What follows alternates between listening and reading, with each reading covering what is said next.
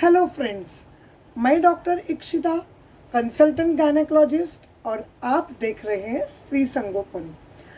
Pregnancy से related जो हम आजकल डिस्कस कर रहे हैं उसी श्रृंखला में आज मैं चर्चा करने वाली हूँ ऐसे सिम्टम्स जिसे हम रेड फ्लैग्स या वार्निंग साइंस बोल सकते हैं।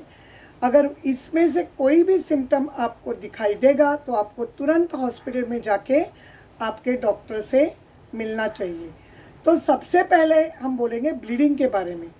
प्रेगनेंसी में ब्लीडिंग कभी भी होना नहीं चाहिए।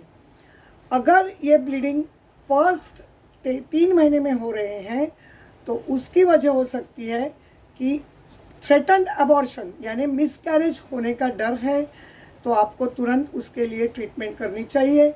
या तो प्रेगनेंसी यूट्रस में नहीं है और वो ट्यूब्स में है और जिसे बोलते हैं एक्टोपिक प्रेगनेंसी, तो उससे भी ब्लीडिंग हो सकती है।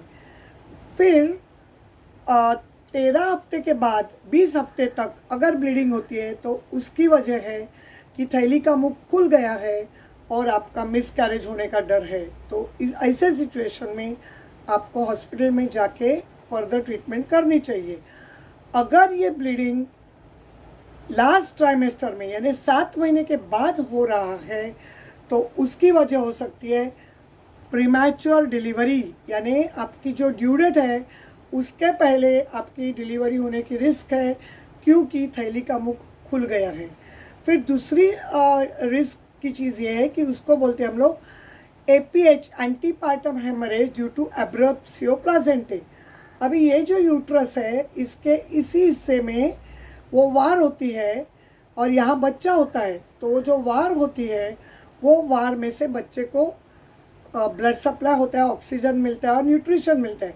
अगर किसी भी वजह से जैसे कि हाई ब्लड प्रेशर हो या पेट के ऊपर मार लगा हो, ये अगर वार सेपरेट हो जाए और उसके अंदर खून जमा हो जाए तो वो यहाँ से बाहर आएगा और इसी ऐसे हालत में माँ और बच्चे दोनों के जान को खतरा है, तो इसके लिए तुरंत हॉस्पिटल में जाना चाहिए। अभी सेकंड सिम्टम्स कौन सा है? Severe abdominal pain. प्रेगनेंसी में गैसेस के वजह से, इनडाइजेशन से मामूली थोड़ा थोड़ा पेट का दर्द रहता ही है, लेकिन अगर बहुत ज़ोर से दर्द हो रहा है, उसे मरोड़ के दर्द हो रहा है, पेशेंट पेट पकड़ के रो रही है, तो तुरंत हॉस्पिटल में जाना चाहिए। क्योंकि अगर पहले 13 हफ्ते में ये हो रहा है तो ये एक्टोपिक प्रेगनेंसी से यानी ट्यूबल प्रेगनेंसी से होगा या तो मिसकैरेज होने का रिस्क होगा। अगर ये 20 वीक्स तक हो रहा है तो भी मिसकैरेज का डर है, और अगर ये 20 वीक्स के बाद ड्यू डेट के पहले 37 वीक्स तक हो रहा है तो ये सीवियर कोलिकी पेन, आपके पेट का जो दर्द है वो प्रीमैच्योर डिलीवरी का भी रिस्क दिखा सकता है। तो इसी कंडीशन में इमीडिएटली पेशेंट को लेके हॉस्पिटल में जाना चाहिए। तीसरा सिम्टम है एक्सेसिव वॉमिटिंग।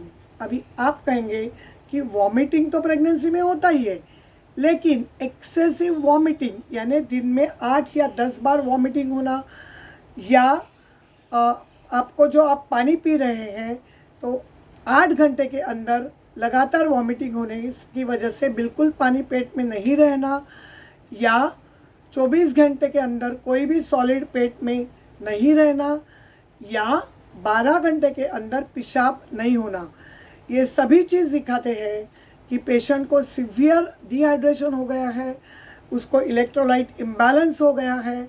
अगर उसकी यूरिन टेस्ट करेंगे तो उसमें कीटोन्स पॉजिटिव आएंगे, इसका मतलब है कि उनके शरीर की फैट ब्रेकडाउन हो रही है।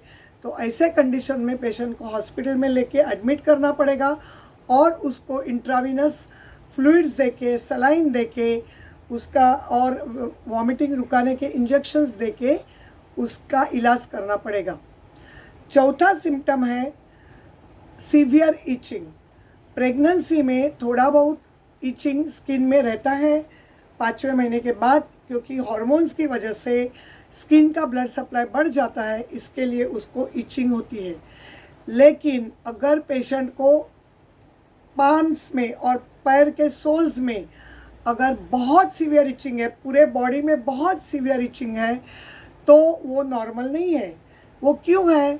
तो जो अपनी लिवर है, इसके अंदर जो सेल्स है, तो वो सेल्स में सूजन की वजह से जो पित्त यानी बाइल तैयार होता है, वो लिवर के अंदर ही कलेक्ट हो रहा है, और उसकी वजह से उसके हार्मोन, उसके एंजाइम्स बढ़ रहे हैं, जिसको बोलते हैं अल्कलाइन फॉस्फेटेज, और उसकी वजह से उसे ये इचिंग हो रहा है। और ऐसे ही ये प्रॉब्लम चालू रहा तो उसको बोलते हैं कोलेस्टैटिक जॉन्डिस ऑफ प्रेगनेंसी, जो सीरियस रूप ले सकता है। इसलिए सीवियर इचिंग होने से तुरंत डॉक्टर को जाके मिलना चाहिए।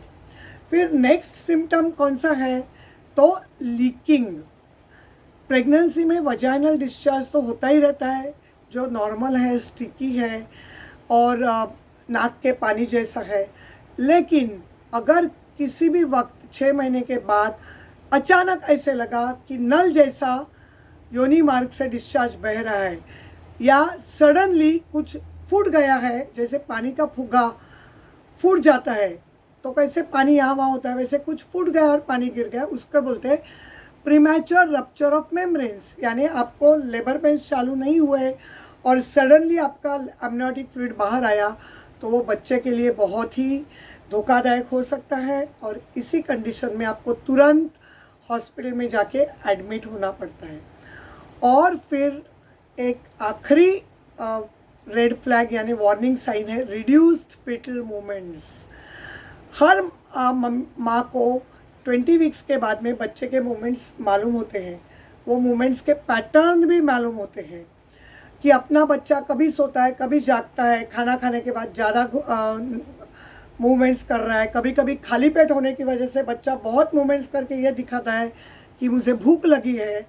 तो अगर किसी भी दिन उसको लगे कि बच्चा बहुत समय हुआ, 3-4 घंटे हुए, हिल नहीं रहा है, या तो बहुत ही स्लोली धीरे धीरे रिगलिंग मूवमेंट्स कर रहा है, इसका मतलब बच्चे को ग्लूकोज और ऑक्सीजन कम मिल रहे हैं और वो डेंजर में है। तो ऐसे सिचुएशन में आपको घर में ही बैठ के घर के उपाय नहीं करने चाहिए, तुरंत हॉस्पिटल में जाके डॉक्टर की सलाह लेनी चाहिए और ट्रीटमेंट चालू करनी चाहिए। नहीं तो बच्चे के लिए ये बहुत ही डेंजरस सिचुएशन हो सकती है। तो फ्रेंड्स, मुझे आपको डराना नहीं था, लेकिन मुझे आपको सतर्क करना था, अवेयर करना था कि 9 महीने के प्रेगनेंसी में कौन से सिम्टम्स दिखेंगे, तो वो वार्निंग साइंस है, रेड फ्लैग्स है, और आपको इमीडिएटली हॉस्पिटल में जाके आगे की ट्रीटमेंट लेनी चाहिए। तो फ्रेंड्स, ये जानकारी अगर अच्छी लगी तो आपके परिचित लोगों के साथ या आपके रिश्तेदारों के साथ इसको शेयर कीजिए, और ज़्यादा से ज़्यादा लोगों को सब्सक्राइब करने के लिए बता दीजिए।